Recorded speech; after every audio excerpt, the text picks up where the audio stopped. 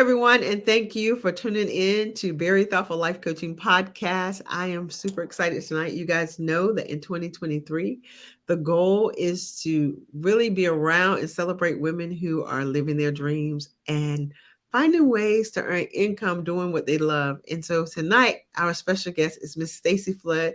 Stacy is not only an old friend from like high school, but she's family as far as I'm concerned. And I just adore Stacy and anybody who knows how to organize any part of life. I need to have in my circle because I need as many skills and tools and organization as possible. So Stacy, first and foremost, thank you for coming on and welcome, welcome, welcome. Thank you. Thank you for inviting me. I'm glad to be here.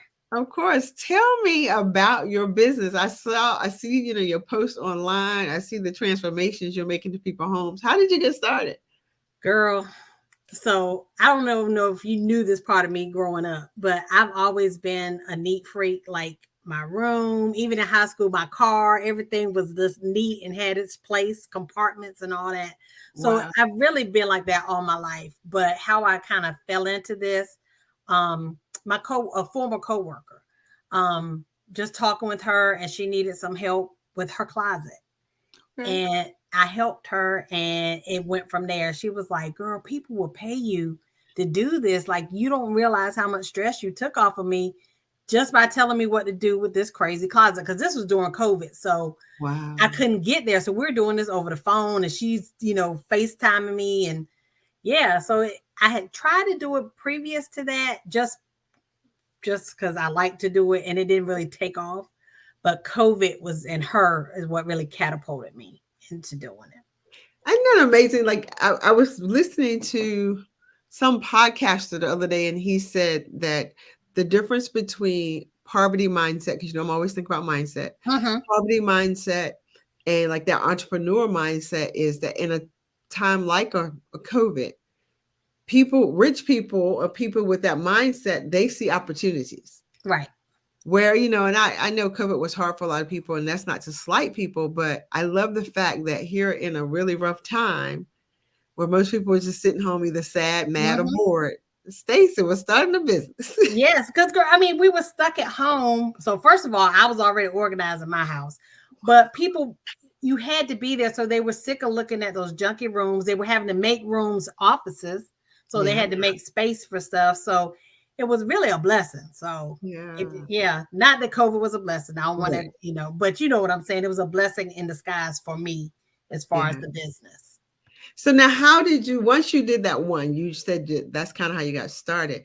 Did you then did you say, okay, I'm going to do this as a business, or did people just start hitting you up and be like, Stacey? Well, she started sharing with her family, and then she was like, you should share the pictures. So I started sharing the pictures, and then it just went from there. People started reaching out to me, and that's how it happened.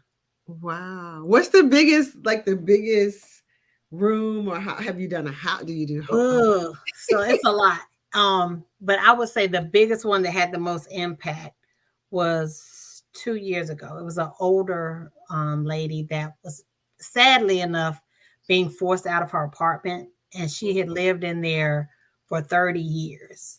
Wow. So helping her downsize and prepare for that move was probably the biggest challenge. But I learned from that, because this is a trick that I've taken with me going forward.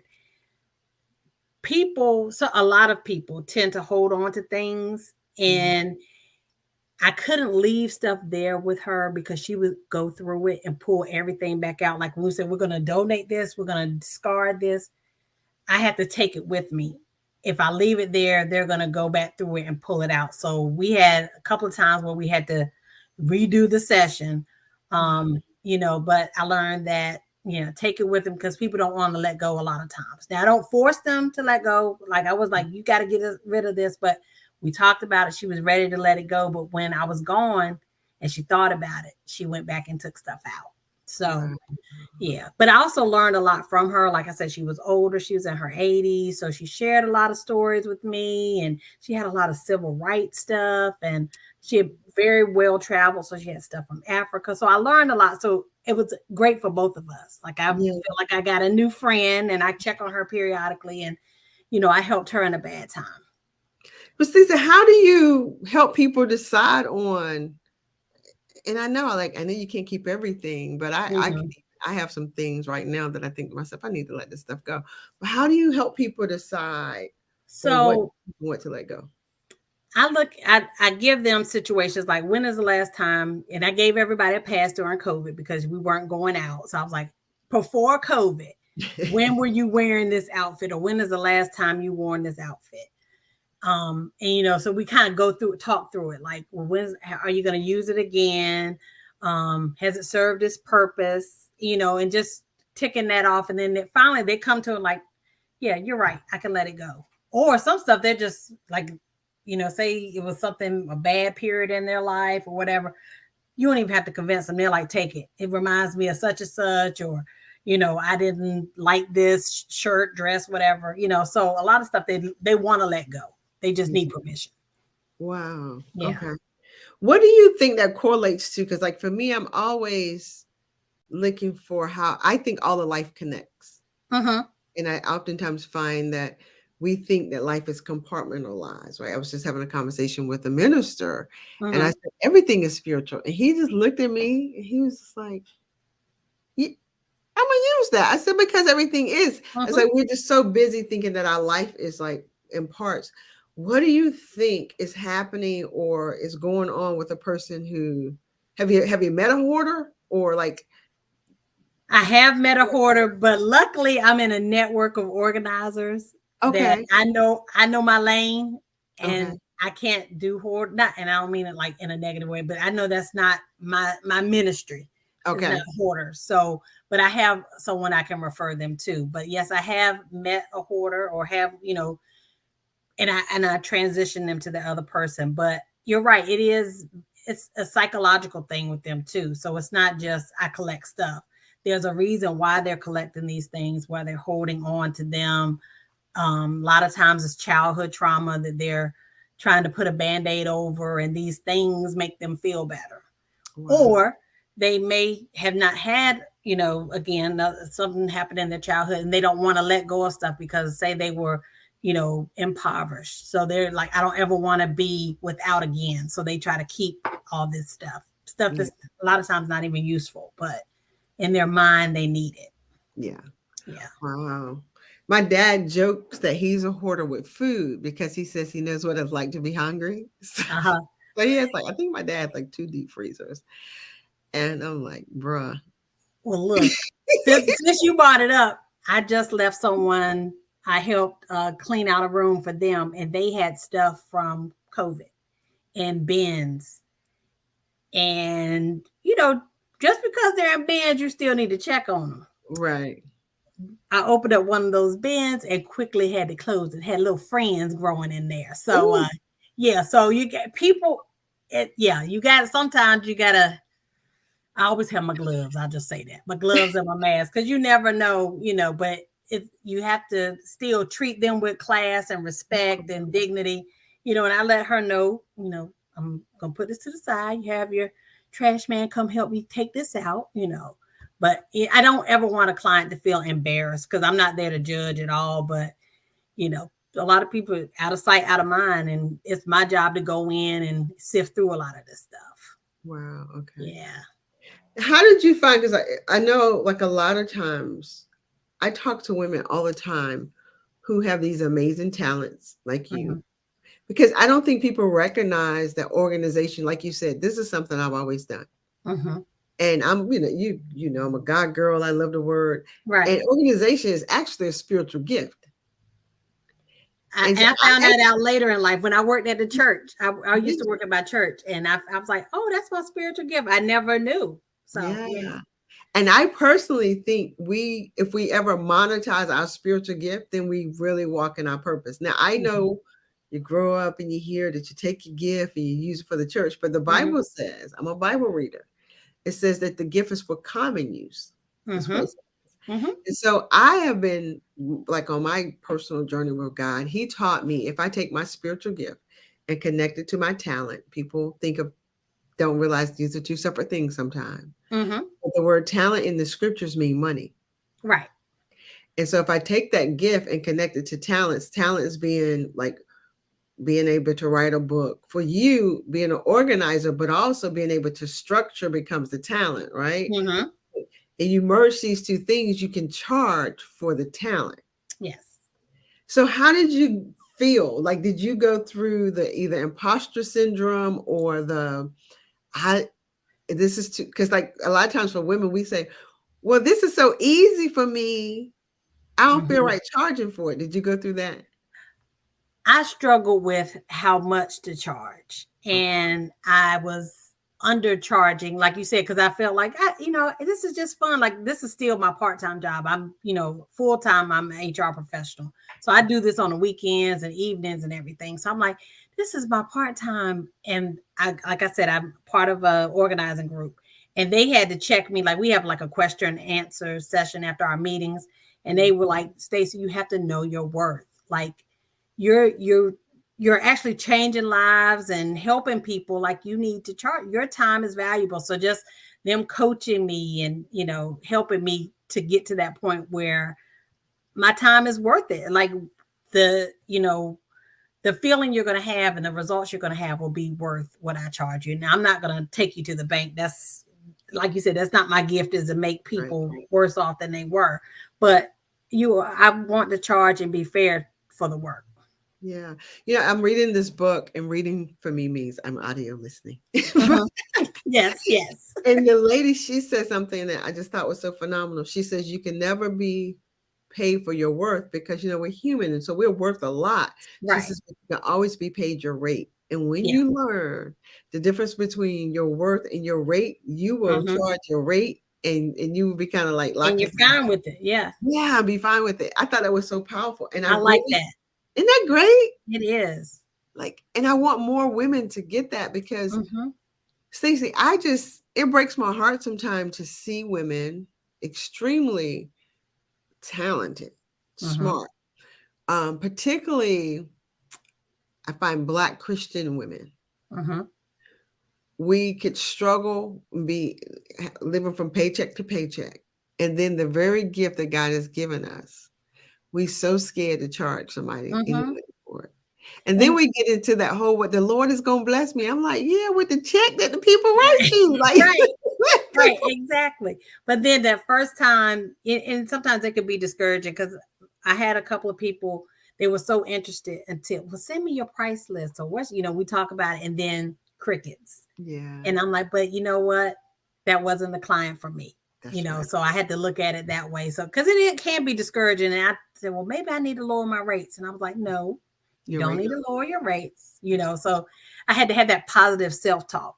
So and Yeah, pray about it. So that's right. And you yeah. know what? Like, I literally went through that. I went through a moment where I had to raise my rate. Mm-hmm. And because I had a coach, coaches will make you see your Get worth. you in gear, right? They'll switch stuff inside your head. And that's why I always tell people, you really should be in an environment with coaches when you're trying to have a business, starting a business, or even just thinking about a business, because they think different. We think different. Like I'm talking about Mm-hmm. I'm a coach. Right, right, right. we think different, but it's important like who you're surrounded by. Like I love the fact you said that you have a group of Mm-hmm. other organizers to talk to, because as you might have girlfriends and sister friends, but they can't help you Because they're the not way, in that field, because right? they're not in the field. And Yep. they may even think what stays, that's too much, where the women in the field or the people in the field with you knows everything it takes. Yeah. And like they said, you're transforming lives. And how much can you really, I know for me, I'm willing to pay for my transformation. Mm-hmm. I'm Mm-hmm. really willing to pay for my transformation. Um, so let me ask you this. So as we talk, like you said, this is your part-time gig, Mm-hmm. but it seems like when I even just hearing you talk about it, it brings you so much joy. I love it. I do. What would you tell the woman who's watching, who's thinking, I can't do it, I can't get started? You can do it. You eat, how do you eat an elephant? One bite at a time. So you Yeah. just take, start off slow, baby steps, and just try it. Do that one, whatever it is, whatever that first session, that first project, whatever. Do start off small. Try it and build on it. So don't let fear stop you.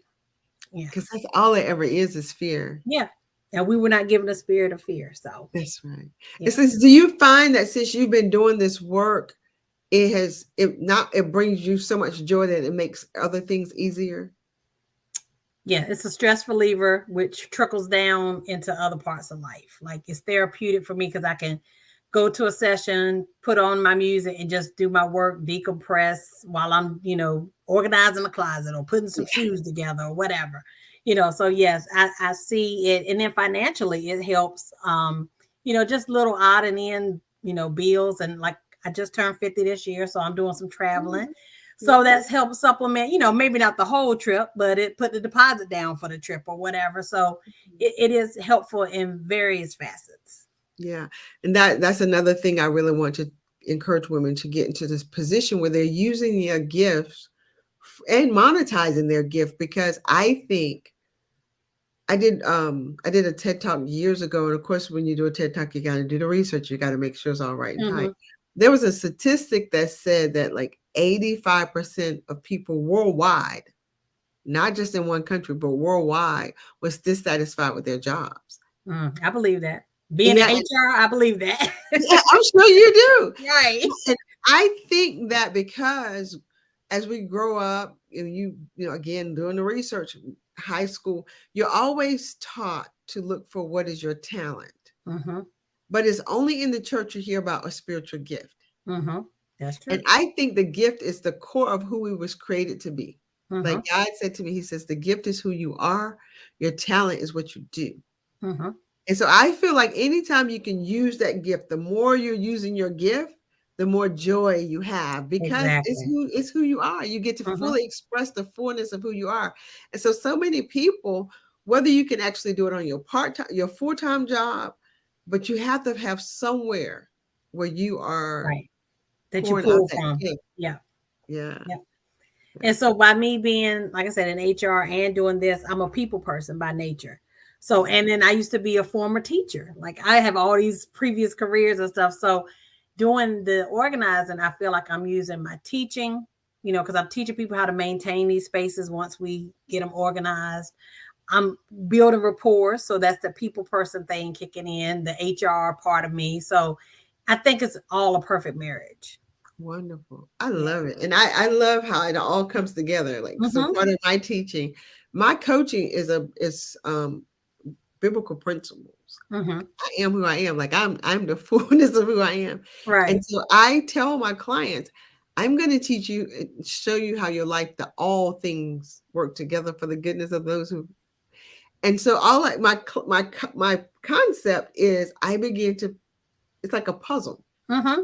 My clients are like, oh my God, it's like a puzzle. I'm like, yeah, because all things It work together. connects. It's not like it's not outside of you to figure out who you are, what your passion and your purpose is. It's all inside of you. And Mm-hmm. once you realize that that's a piece, and I need to put these things together instead of like, oh, that's a piece, but that's over there, and that's a piece, and that's over there. So I love hearing you say that it's the teaching, it's the HR, and it's your organizing. It's all Yep. coming together. So Yes. let me ask you this. Well, I think we kind of figured it out. Uh-huh. I always like to ask, what is your superpower? What would you say your superpower is? Oh, naturally, it's the organizing, but I really think it's my people personality or, my human connection because I had a big job a couple of weeks ago and I had someone that's interested in organizing ask could they be an intern and go with me. So she came and helped me. And afterwards, like I gave her a little thank you gift, even though she didn't want it, I still gave her one. And she wrote me back and she just was like, thank you. Um, Watching you with the client, having so much grace and respect, just, and it kind of confirmed for me what I want to do. I want other people to see and feel how I treated that client. So I was like, yeah, that's what I want. So my superpower, I would say the human connection and making people feel respected. And, like I said, I'm not there to judge your space. Like I'm here to help you get in a better space. So I love it. I yeah, love it. I love it. Sis, I think we've talked about your business. What's the name of your business? it's Stacy's Organizing Solutions, and the acronym is SOS, which we all know SOS is help. Help So, me. yep. So that's what it is. That is so wonderful. So, what is the book, or do you have several books that you love as an entrepreneur, Mm-hmm. or that you're happy that you came across that either shift things for you or that you would recommend to other women who want to go into business for themselves? So I won't say that it's directly connected to being an entrepreneur, but my goal for this year was to work on getting a better or more intentional prayer life. Mm. So I started off in January. My church did a women's fast, and it included a book, a prayer journal. So that's the most recent one, and I really enjoyed this one because I felt like it was a girlfriend talking to me. And look, I just happen to have it over here on my desk, so Absolutely. you can't see it. I got the blur thing on, but it's by Crystal Evans Hurst. It's the 28-day prayer journey, a daily guide to conversations with God. Mm. So that's the most recent, and now my aunt sent me one for another devotional for my birthday. So I think just prayer devotionals, women's devotionals is what I'm really focusing on this year. And if I have a better prayer life, I know that will trickle into my business because God is ordering my steps and he's talking to me, I'm talking to him. So I would just say my prayer journals. And I'm journaling too. Like I have a separate prayer journal that I got from Five Below that I on the nights that I don't have an assignment in my books, I'm doing my own thing. Oh wow. Okay. I like that. I like that. Are you a podcaster? Do you have podcasts that you listen to? I don't. I have a lot that people have recommended to me, but I don't have time. By the time I get home and I've had my virtual sessions with folks and I look at my TV, I That's binge right. my guilty pleasure. I Yeah. don't have time for podcasts, but that is a goal of mine. My best friend has given me a list of them that I need to listen to. Well, listen, I And of think course yours. I mean, I know yours is without saying. It's on Facebook. When I'm on Facebook, I see you. So, but thank none you. that I like go to Spotify and listen to or anything like that. Gotcha. I appreciate you saying that. Yeah, I am a junkie. So I'm always asking people, like I said, because I learn from what I hear. Mm-hmm. I'm a slow reader, and I don't know what it is. The moment I start reading, I get sleepy. And I Yes. don't care what time I start reading, how good the book is. These eyes are gonna be like, we need a nap. But So I I can got. I can audio I'm listen here. and grasp the information because some people say to me, I my mind will go wondering. Oh no. If it's good. Now there are Uh-huh. times that may wonder, but I'll rewind that thing and get to writing it down. I'm like, "Keisha, why are you writing a book? The people that wrote the book, Right, right, right. But you're taking notes. I'm But taking it's it. funny you said that you get sleepy. So I got the audio book for Michelle Obama. Okay. And I would, that was my decompression. I would listen to her a couple of chapters at night when I'm, winding down. Michelle put me to, not that she was boring, but her voice was so soothing. She kept putting me to sleep. So I was like, okay, I gotta read it. I can't let her, read to me. So What? yeah. I get it. I I get it. get it. I get it. So it's Yeah. a compliment. It's a backhanded compliment, I guess, to her, but it was a compliment. She had me so relaxed and listening to her stories. So yeah. Yeah. Yeah. Well, I really appreciate you coming on. Is there anything you would want the audience to know? My hope is that women is they're watching these podcasts or when I am diligent, Stace, Mm-hmm. I then later take the audio and send it to my podcast, this audio podcast. Mm-hmm. Um, I keep trying to. I need an intern. I really need an intern. I keep trying to pay my children, but And they're like, ah. children are Right. the worst employees because they Oh, I get your believe that. money. I was a child employee. I know. Oh, y'all are the worst. Parents will tell you I was the worst. I was like, where's my project? Oh, mom, I Right. paid you. Right. Right. Like, oh, I'm gonna do it later. I got you. Yeah, because I'm a one man band, and I really do need an assistant, but Mm-hmm. because I want to post these more often. But is there because I really want women this year in 2023. Something about the energy of 2023 feels different for me. Mm-hmm. It feels as though it's the year of reaping everything that you've sowed for a long Mm-hmm. time. You've been Mm-hmm. sowing. And like I don't like that notion when people go, "Oh, this is your year. When you gonna reap?" I'm like, "Well, if you ain't sold nothing now, you can't." Right. What you gonna read? Right. But I do believe that like there are a lot of women who have dreams and they maybe been putting a little bit in. And this year, I think if they was to just go all in, and like I said, start part time, Mm-hmm. But just getting to that place where they're deciding that I'm worthy of my rate Mm-hmm. and what I have to offer, people really need and will pay for to get to moving. Is there any like advice or anything you want to leave these women with to keep them, to encourage them? Just do it. Like Nike, just do it. Like stop waiting. This is the year, do it. Like plain and simple. Don't let that fear hold you back. Take a chance. Nothing beats a failure but a try, and just do it. Yeah. Yeah. Well, Stacey, I really appreciate you coming on. Thank you so much. Make Thank you for sure having that you me. send me all of your information so that I can put the links on the podcast, I because sure will. anybody, I love the fact that you do this online. So if anybody need, like, if I turn this camera around, you're like, you need to come. And I don't want people to be intimidated by virtual sessions either. They're like, how you do it virtually? It's really just like you and I having a conversation. And Yeah, but you're showing me around and I'm saying, well, how about you put this here? Like I give you all the tools and I'm just wow. talking you through. I'm doing the work for you. I just need your hands. You just Yeah, do it, but I tell you what to do. So I love it. I love yeah. it. I just think we're in such an amazing time. Think about that. Cece, you can get clients from all over the world Mm-hmm. and sit in Yep. your home and literally help people organize their life. Yep. I'm in Maryland. I've had somebody in California, Georgia, um, and locally, like down the street. Like they just, girl, can we just do this virtual? So yeah. Yep. That's beautiful. Yes.